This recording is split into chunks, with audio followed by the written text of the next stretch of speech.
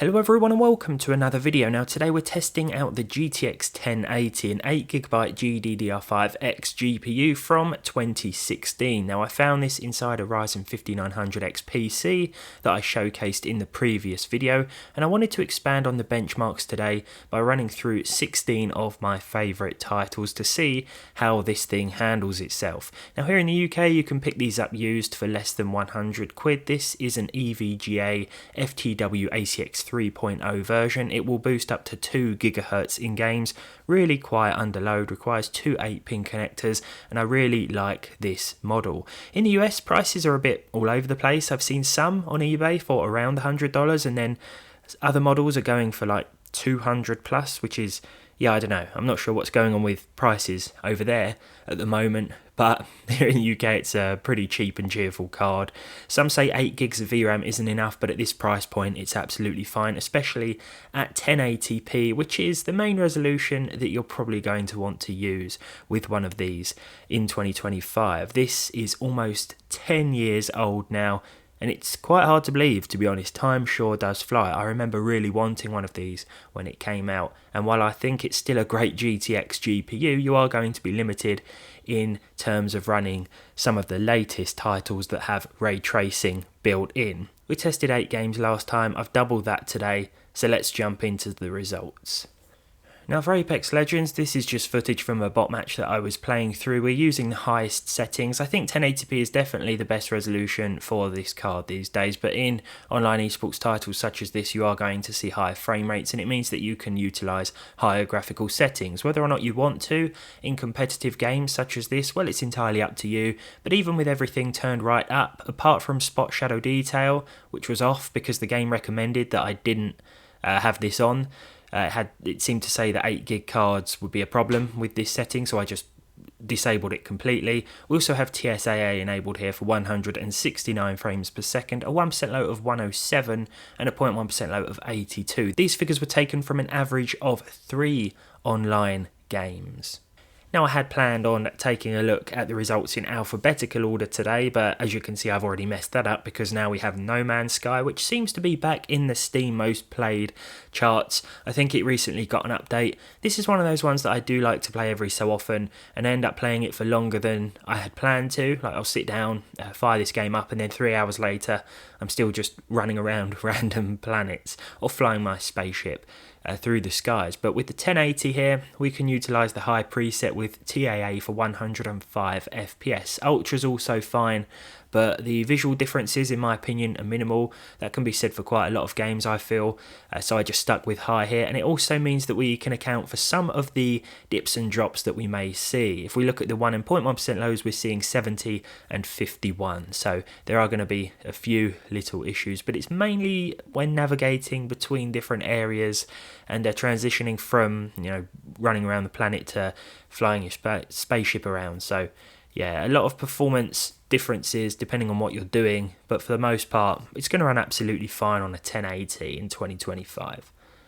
Now I've got a bit of a confession to make. I didn't know what Hollow Knight was, and then I saw this in the Steam charts, so I thought, you know what, we'll give it a go.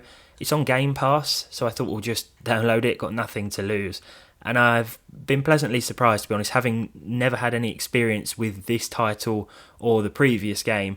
I've been enjoying this over the last day or two, and as you can see, it runs absolutely fine on this hardware. I wasn't sure if it was demanding or not. I wasn't sure if the background effects would take its toll on older hardware, but no, over 800 frames per second, nearly 900 in fact, at 1080p. There are only a couple of graphical settings that we can choose from, particle effects and blur quality.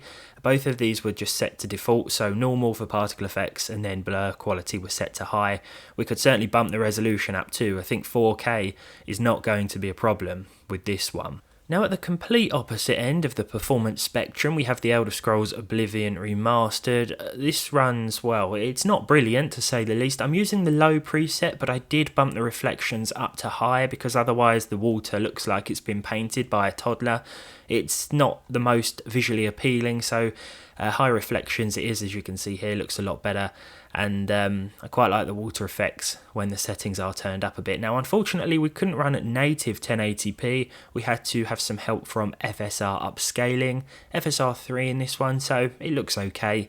I chose the balanced preset for this, and we still weren't able to hit 60 FPS, but we came quite close with 55, and there will be some moments whereby we do see 60 frames per second. The 1% low was 41 and the 0.1% low was 17, so as usual here there are a few dips and drops in this UE5 game. Next up I tried Call of Duty Black Ops 6 at 1080p here with the balanced preset.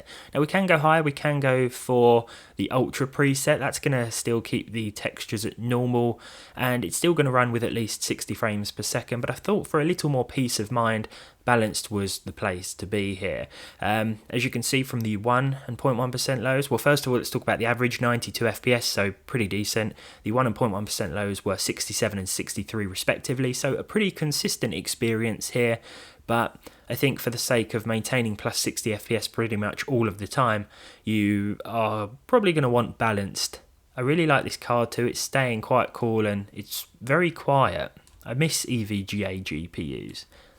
Next up we have Fortnite at 1080p with the medium preset. The game was already at medium when I opened it up. I'm not sure if it defaulted to this or it was me previously setting the game to medium, but I decided to stick with it. You know, visuals in this one don't really matter all that much in my opinion. Not at the compromise of a higher frame rate, so I just stuck with it with TAA enabled for 165 frames per second, so you could probably go a bit higher in terms of the settings. Not going to be a problem for the 1080 here. The 1% low was 128 and the 0.1% low was 69, very nice. Marvel Rivals is always more intensive than I anticipate, and for that reason I went with the medium preset, but only after trying high and realising that there were a lot of dips and drops below 60 frames per second. Not only did we use the medium preset, but I also turned global illumination off, as this can take a pretty heavy toll on performance. I also had TAAU enabled here for an average of 77 frames per second, a 1% low of 52 and a 0.1% low of 42. This is just footage from a bot match, but once again the figures were taken from an average of 3 online games. For Black Myth Wukong then, I'm using 1080p of course with the low preset, but I actually switched the textures to high, and this is something we can afford to do with this 8GB 1080. Unfortunately, I had to set TSR resolution scale to 90% because at 100% scaling, we couldn't quite hit plus 60 frames per second. Now that's going to be absolutely fine if you don't mind a sub 60 FPS experience, but I always like to try and target 60 FPS where possible, especially if the sacrifice we need to make isn't too significant. And here at 90% scale, I don't think it was too bad. So 68 overall, a 1% low of 57 and a 0.1% low of 46. This actually ran better than I was anticipating, even with these settings. I'd recommend the high textures though, because otherwise everything can look a bit sort of just muddy, but it's entirely up to you. Of course, the 1080 doing pretty well so far today. Now you probably remember these results from the other day, but we'll run through these results again. So Battlefield 2042, 1080p with medium for 97 frames per second, a 1% low of 64 and a 0.1% low of 49. Baldur's Gate 3 with high preset and TAA for 80 frames per second, a 1% low of 53 and a 0.1% low of 30. No matter the settings, I was getting a little bit of stutter here and there, especially in and around the city. Cyberpunk 2077 with the medium preset, with the high crowds and high texture setting enabled here for 64 frames per second. For the most part, it's another surprising result in my opinion, considering you can get these cards for pretty cheap these days. In Counter-Strike 2, well, you're not going to have any problems. 1080p with the high preset here and anti-aliasing off for a total of 246 frames per second, a 1% low of 107 and a 0.1% low of 81.